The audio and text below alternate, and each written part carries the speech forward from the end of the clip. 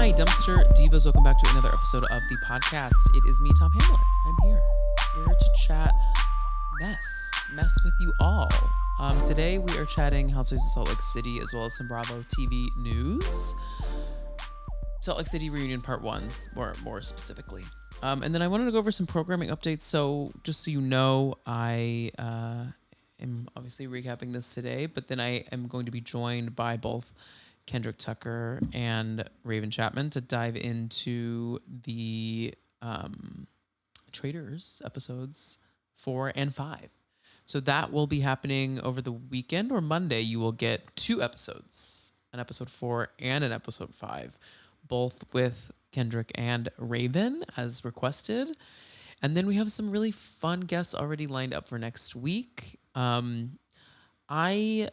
Once again, I teased it last week. We have a great get for the pod coming on next week to do a post-mortem with me on this season of Salt Lake City, as well as covering some general Bravo topics. So stay tuned to your RSS feed. That's the fancy word for your podcast platform. Stay tuned on Friday. There's someone really exciting.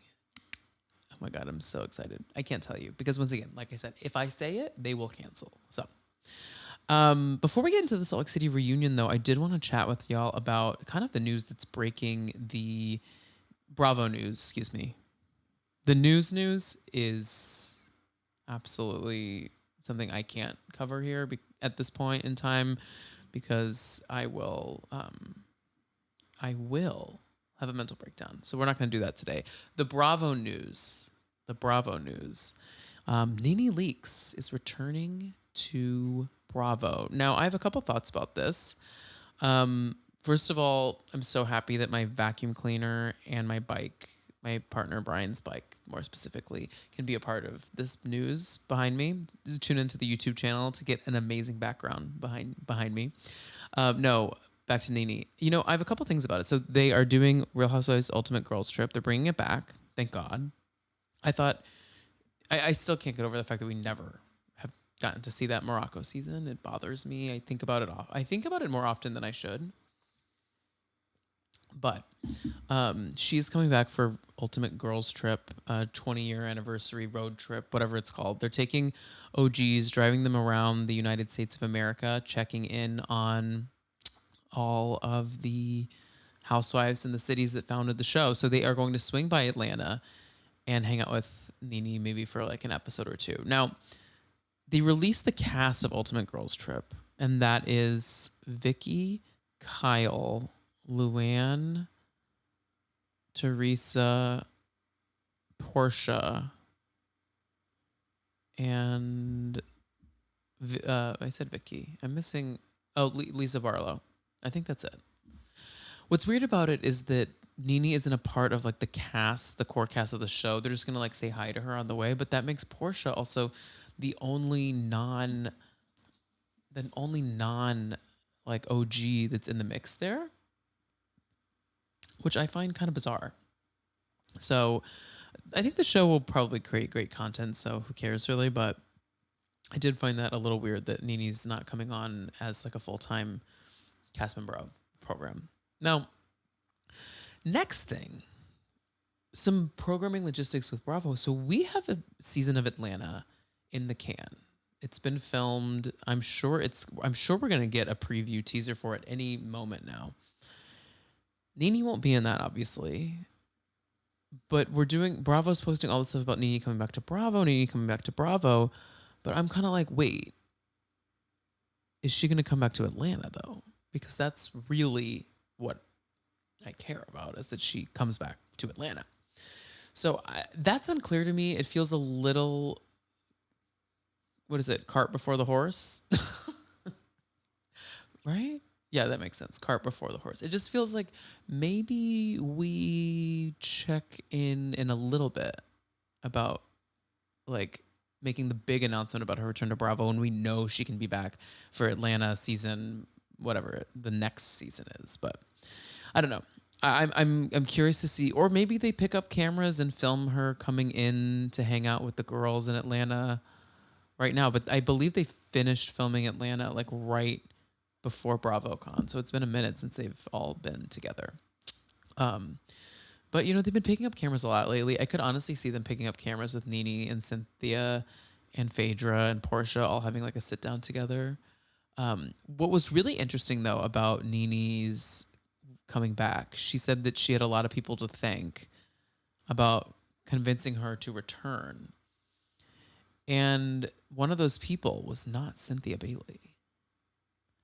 And also, there was some posts that she did before about housewives and like, oh no, she was on a show and they asked her to put together like an all-star Atlanta cast, and she didn't include Cynthia in that. I'm wondering if something happened with them after they did that interview on the NeNe Leakes talk show, but very curious about that dynamic. If she does come back to Atlanta, I don't want to rehash the Cynthia versus NeNe dynamic again, because that just in general was so sad to me. So yeah, but that's the big news really in the Housewives universe. But I do have so many notes. I took notes this week because I pressed play on the Salt Lake City reunion and I was pleasantly surprised about the energy they were bringing to the stage. Because I've said this I've said this here on the podcast. You guys know, I don't.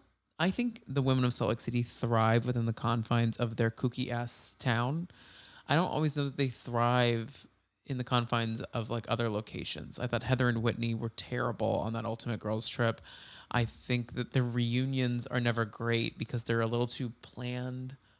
Like the panel at BravoCon, shout out to Casey and Danielle, they did a great job, but like I feel that the women don't show up when they don't bring the humor when it's pre-planned. Where there are other shows like Atlanta, those ladies can rehearse a line and bring it to a reunion stage, and the delivery is spot on. But honestly, they're not rehearsing; they just kind of come correct. These ladies don't come correct, which is what we like about them. But I have to say, a lot of them came correct for this reunion, and to that as the kids say, clock it. As I ranted last week about clock it, or when was that? 2 weeks ago. So we start out with a Meredith and Whitney kind of confrontation where Meredith wants to set the tone for the day, set the tone for the room. We need to clear something. We need to make it clear that Whitney tried to do some off-camera shenanigans with me at BravoCon, and I didn't like it. I didn't like it. And Whitney was like, I just want to be your friend, but also like, and then they talked about how Whitney was a blackout disaster at BravoCon, which I don't know if y'all have seen the clips, but can confirm that was what happened. She looked insane and was falling over everyone. And I guess they were worried she couldn't like make her entrance into Watch What Happens Live, which like you have to be really comfortable with your job, which you should never be. But you have to be really comfortable with your job to show blackout to a taping that will then be released on national television as a live quote unquote talk show. Like what? I know they essentially get paid to get lit, but like not on Watch What Happens Live. Well, that's not true. They do drink on there, but like it's not a good look. That's your employer. I don't know. Couldn't be me. But I have to laugh. So Whitney during this, Whitney goes, and to be honest with you, I'll never do it again. And then there's like a beat. So I'm thinking what she means is like, I will never get blackout on the Watch What Happens Live stage again. But she says, I'll never do it again. I'll never try and be your friend. I'm like, okay, what we need to say is I'll never drink 20 tequila sodas in Vegas and then go film the Bravos at the Watch What Happens Live Convention Center. That really made me cackle though. And then Whitney had to apologize to Andy. That's mortifying. Absolutely mortifying. So up first in the hot seat, we have Lisa. Lisa gets this little clip package of her shenanigans all season. And this was a really bad season for Lisa. And I thought she would come, and I'm pretty stupid for thinking this, but I thought she would come with some sense of remorse here to the reunion stage, but instead she arrived with nothing but a badass attitude. Bad attitude. Not a badass sounds complimentary. A bad attitude. And she's so like, nah, it's just like she is very Trumpian to me. Like she's just very like, I'm always right. What about it? I'm like, shut up. Own the fact that you're a shitty person. Easier said than done, I guess. But so apparently, Lisa told Heather to tell. Oh, sorry. No, I got my notes wrong. Take it back. Lisa says that Heather is the one that told Angie to bring up the fart makeout drama. She brings this up as a way to get back at Heather because Heather's already talking shit, and we will get to you, Heather. Heather's already talking shit about Lisa's clip package, and she's like, "Yeah, well, you brought up the fart drama to Angie to talk about on camera." Now, Heather didn't say no, and that's tough. That's tough for someone who is having a terrible season, and the fans are turning so deeply on you, and you couldn't even deny that you set up a story. Not a good look, Heather. Which is my general issue with her is that it's a she the receipts proof timeline. Okay, I have this whole. You know what? Let's wait. There's a moment later that will kind of pivot me into my Heather monologue because I have so much to say about her, and it needs to be deeper into the episode just in case, just so the real ones get to it and not the general, that not Gen Pop. But Lisa also, I don't know who she said this to, but she goes, "My blood is not Salt Lake City. It's New York." Girl, New York does not claim you. Please go away.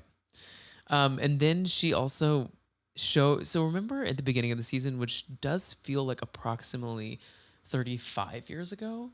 But at the beginning, there was that whole thing about how she was like with celebs. That's why she couldn't go on the RV. And she was like with Ben Affleck.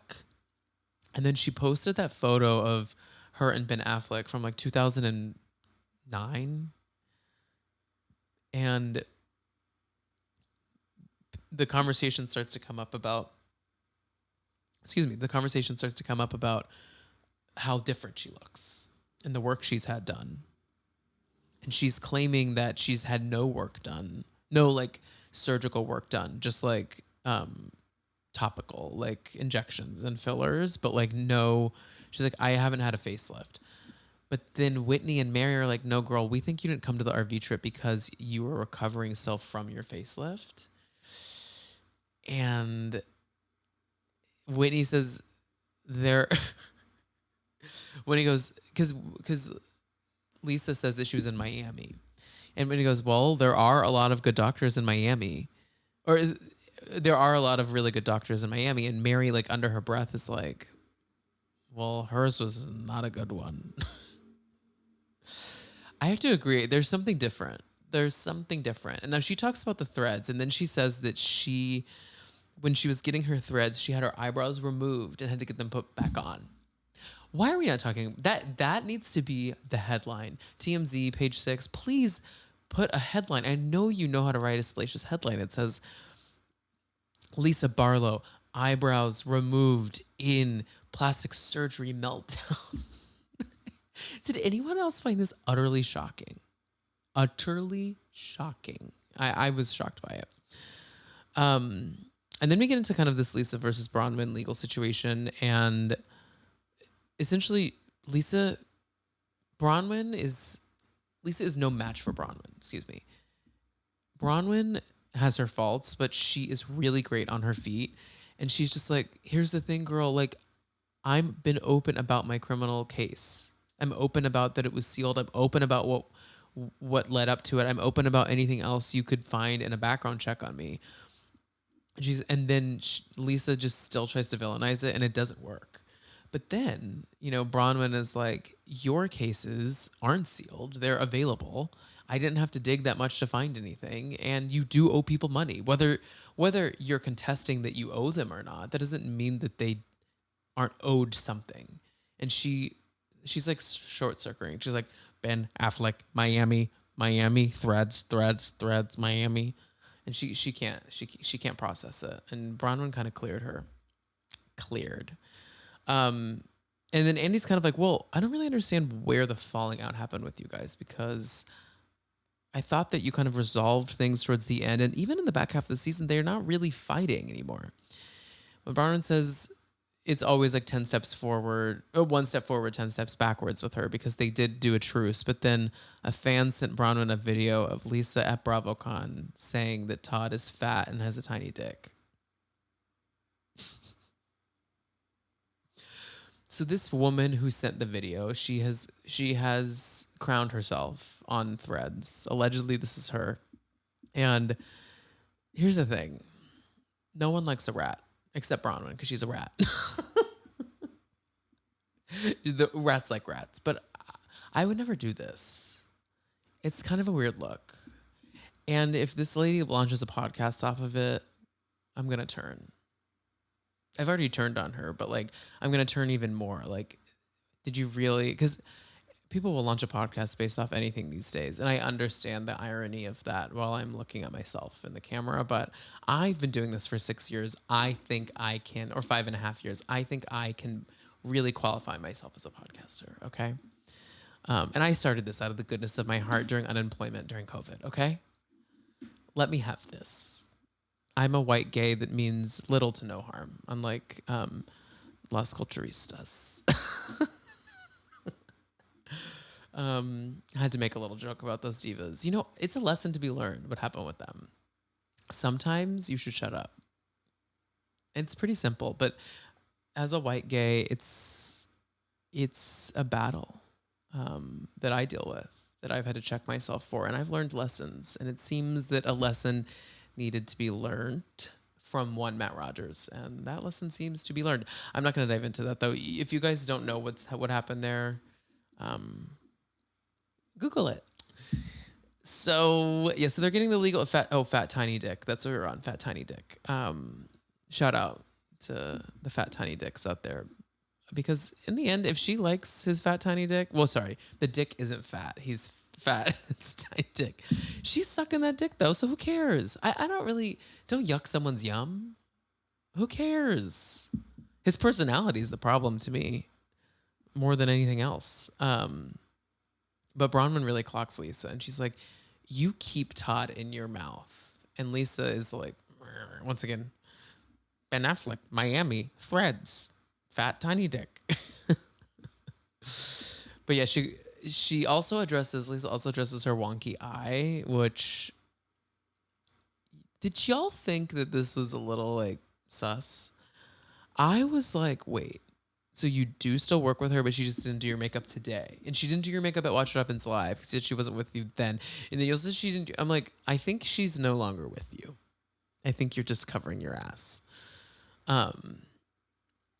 The wonky eye will live on forever. Shout out to that story producer that was sitting in the confessionals with her that didn't call it out. You are doing the Lord's work. You are. Let's see. Lisa says that she loves Threads. Oh, and then that's when she talked about the eyebrows being removed and put back on. Oh, and then she also says, last thing about Lisa's little segment, which seemed to take up most of the episode. Andy asked her if she's sorry about the comment about like, my life is just different from everyone. I'm doing bigger things, blah, blah, blah, blah, blah. And she's like, no, if I were a credit card, I'd probably sue for identity theft from these ladies. Girl, shut up. No one wants to be you. No one wants to be your threaded ass face looking Mormon tequila brand New Yorker circa Salt Lake City ass. No one. Oh God, some of these ladies are getting me pissed off this week. I'm so sorry if I'm coming across a little negative. It's not going to end yet because next we get our clip package. That is, also, did you guys know that this is a tangent? If you can hear me clicking, I don't know if you can, but on TikTok, it's so popular to get click clack boards, like where it's like typing. It's like click, click, click, like at the bubble pop keyboards. I think I want one.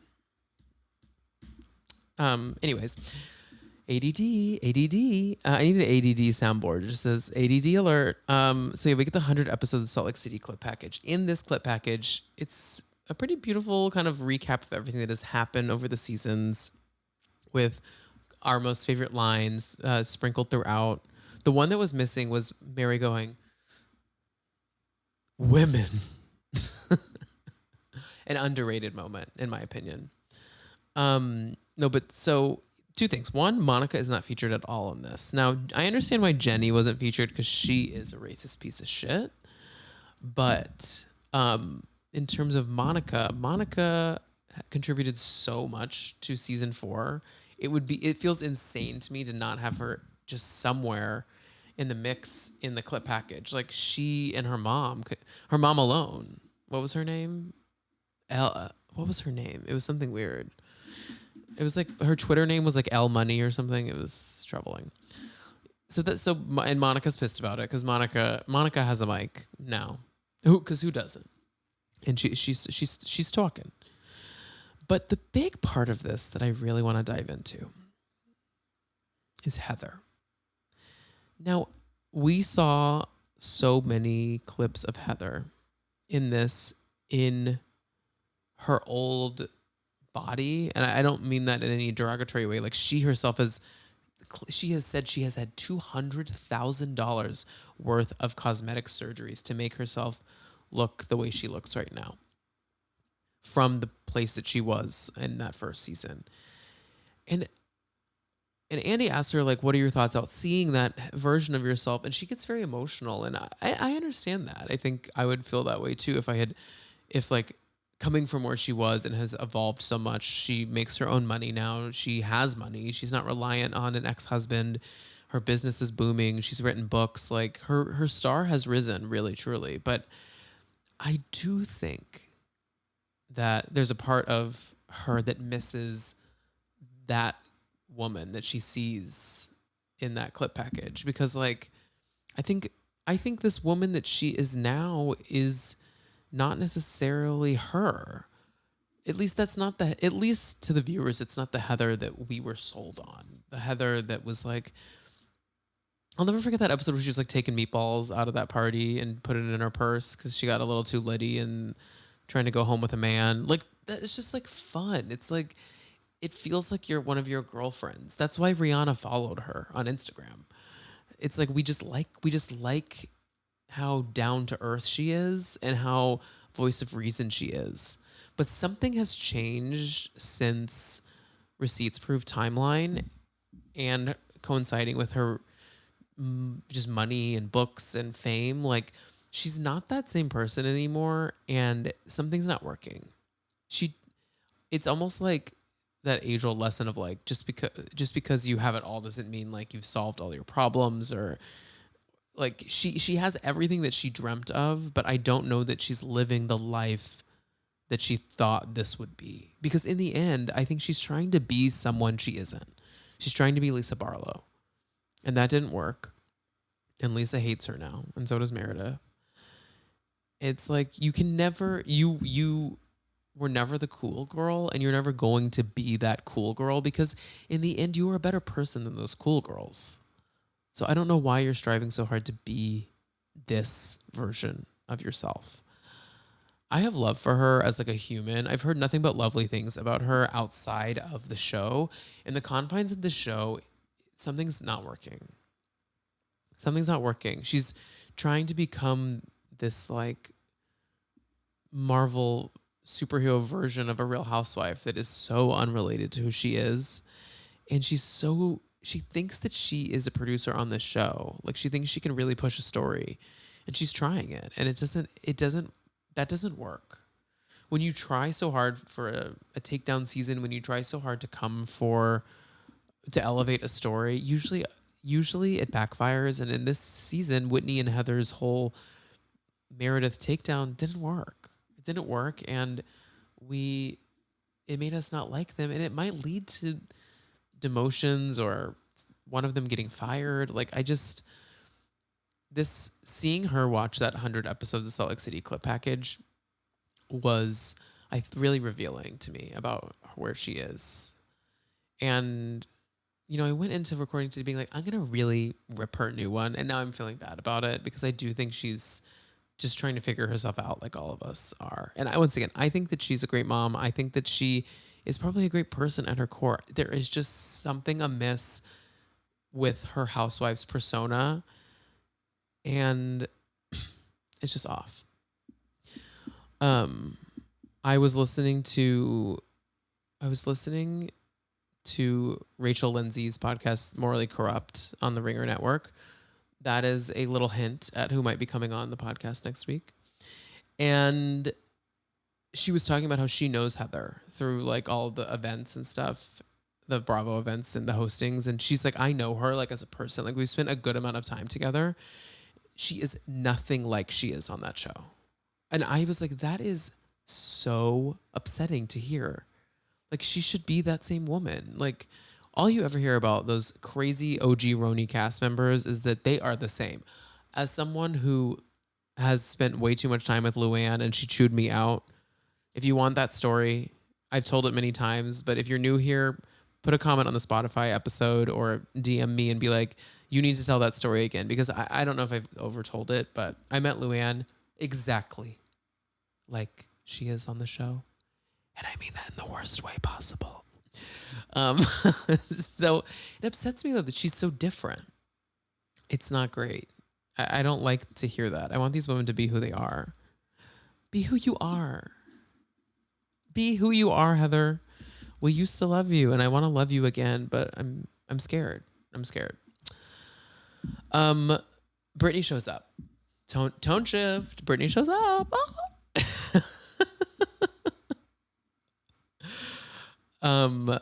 And she brings a bear. She brings a Build-A-Bear. Now, y'all know my theory on this Build-A-Bear ass bitch of a boyfriend that she has, Mr. Jared. I think that he has 500 Build-A-Bears in that closet of his. He brings them out. I've waxed poetic about that for episodes now.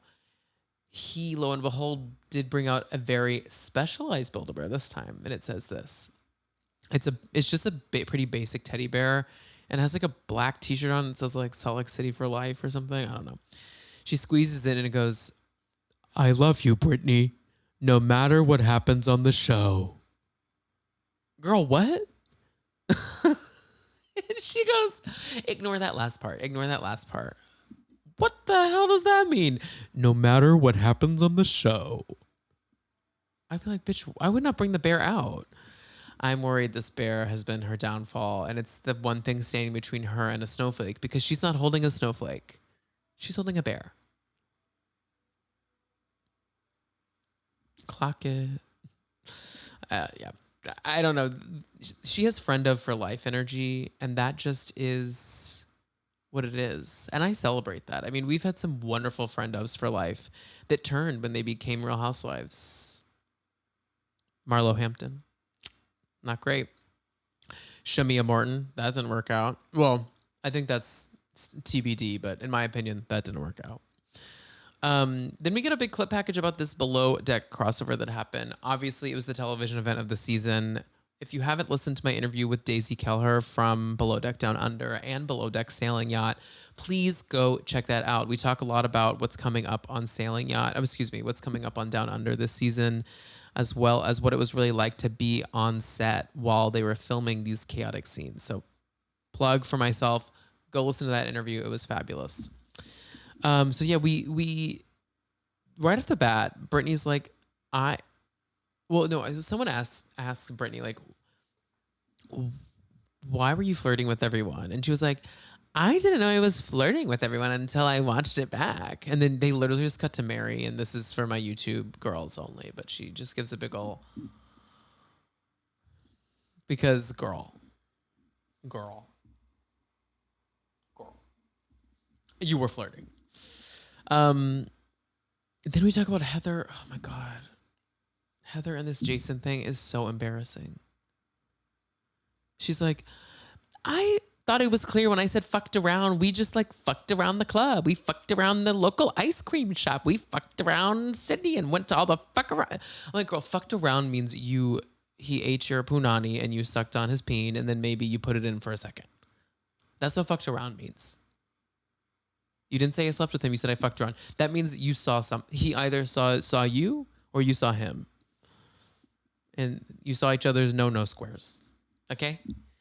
Something happened. Maybe they soaked. Google that if you don't know what soaking is. Bronwyn also reveals. Wait. Oh, sorry. This is when we get into Bronwyn's case situation. So she claims that someone on the boat leaked to the press that she arrived late to the cast trip because of these legal issues.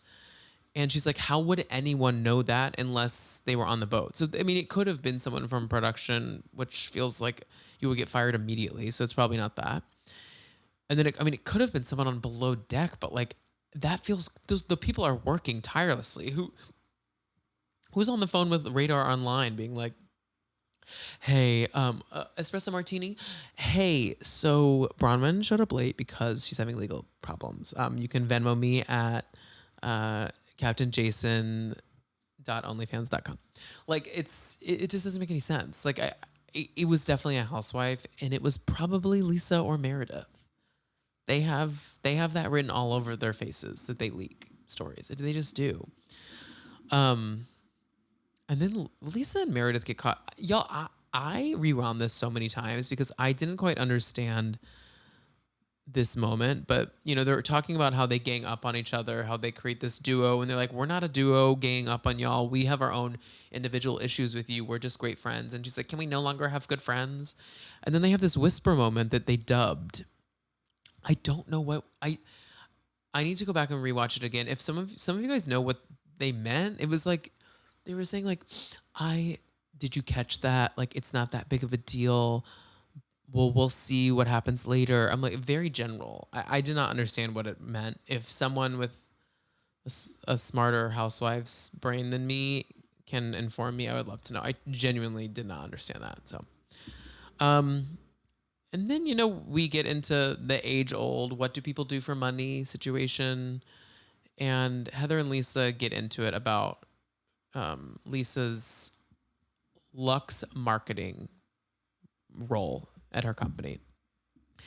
And I have to be honest, y'all, if you say I work in marketing, I believe you. If you put any adjective behind marketing, I don't believe you anymore.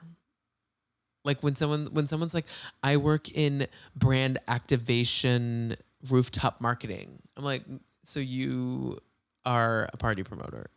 I work in multi-level marketing. So you're at an MLM.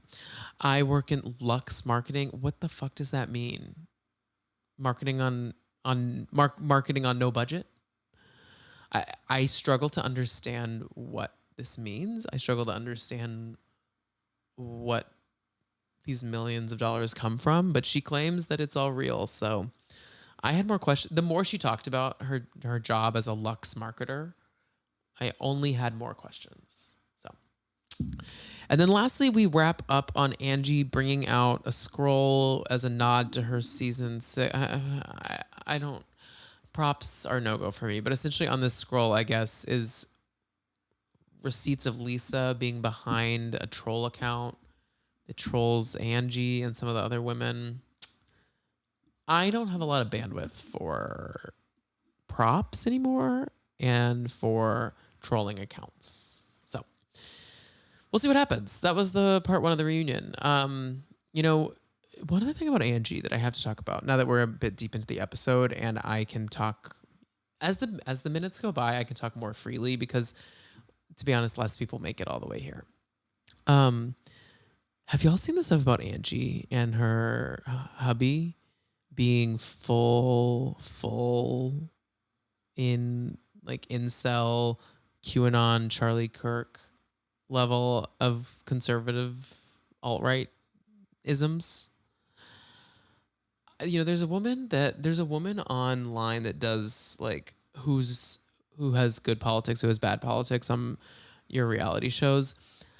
I'm of a mixed bag about it because obviously most of these rich ass white people that are on these shows are Republicans. That's just how our caste system works in this country. there is a there are tiers of wealth, and the higher the tier is, typically, if you are white, it means that you have less of a care about any democratic policies, and you're mostly just caring about keeping your money and doing that in the good old American way, which is hoarding it and giving it to no one else. Um, so I am open to there being Trumpers on these shows. It's not a deal breaker for me. I hate it once again, but I also bitch about all these ladies. So like it doesn't bother me in a deep way, because as Nora says on her show, like the reality is these shows are problematic. But where I draw the line a little bit is like incel Charlie Kirk world, and it sounds like Angie's husband follows what's his face, the trigger warning human trafficker guy. What's his name? The king of the incels. I can't remember his name, but she follows him. Eh, That's upsetting. I think that's a little weird, and I'm curious to see if it gets addressed later on, because I don't like to see. And of course, she can be like, "That's my husband's politics. It's not mine." But is it? You have to ask yourself, is it? So that's that. I think that is everything. Oh, I need to come out about something. I've made the very brave, bold. Sorry, I'm getting emotional. Decision to no longer watch The Real Houses of Beverly Hills. Y'all, time is limited on this planet. Time is limited in my days. I got a lot going on. I don't think I have it in me to watch these ladies play dress up and pretend in the way that they have been, when I just feel like we've lost the integrity of the show.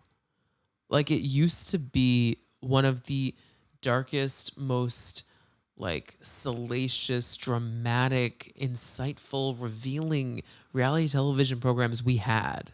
Like late aughts, or no, they're 2010s. Like I would say from 20, I think they premiered in 2012, 2011, all the way through like 2018, we had some of the best reality television was out of Beverly Hills. And then we had, two good seasons during COVID. The first Erica lawsuit season and the second.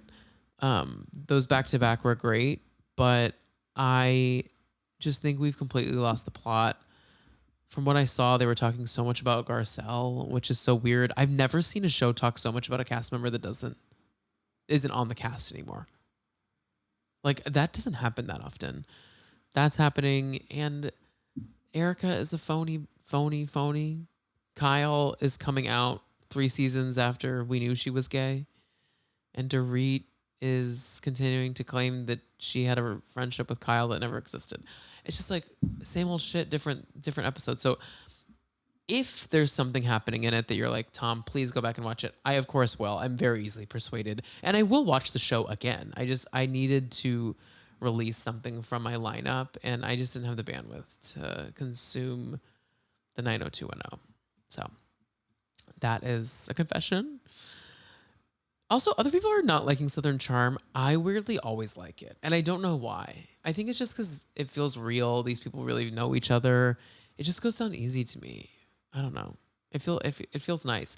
And I did watch the first episode of the Valley Persian style. I really liked it. I think they could be cooking with more juice than the Valley, to be honest with you.